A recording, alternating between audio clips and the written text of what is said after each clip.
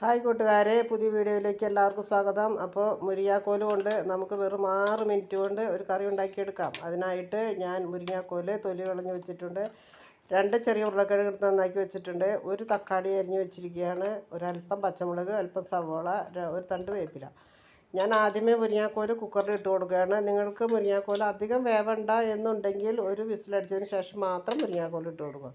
അപ്പോൾ ഞാനിതിപ്പോൾ എല്ലാം കൂടി ഒരുമിച്ച് കുക്കറിനകത്തേക്കിട്ട് ഒരു വേപ്പിലയിട്ട് സവോള, പച്ചമുളക്, ഉരുളക്കിഴങ്ങ്, തക്കാളി എല്ലാം കൂടി മിക്സ് ചെയ്ത് ഒരല്പം പരിപ്പ് കഴുകി അതിലേക്ക് ഇട്ട് കൊടുക്കുക.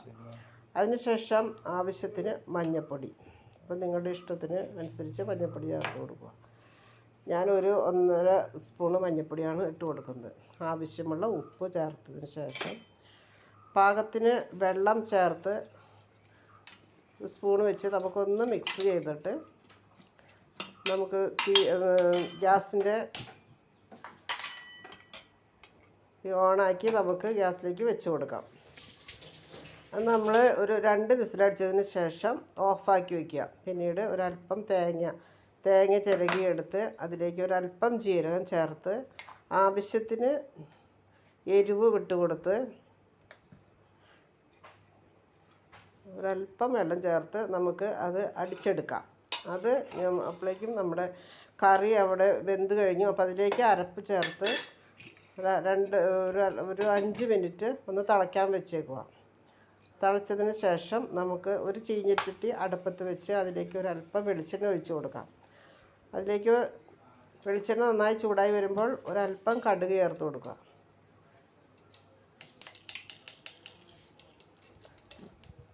കടുക് പൊട്ടി വരുമ്പോൾ നമുക്ക് 2 കൊല്ലമുളക് ഞാൻ അരിഞ്ഞ് വെച്ചിട്ടുണ്ട്.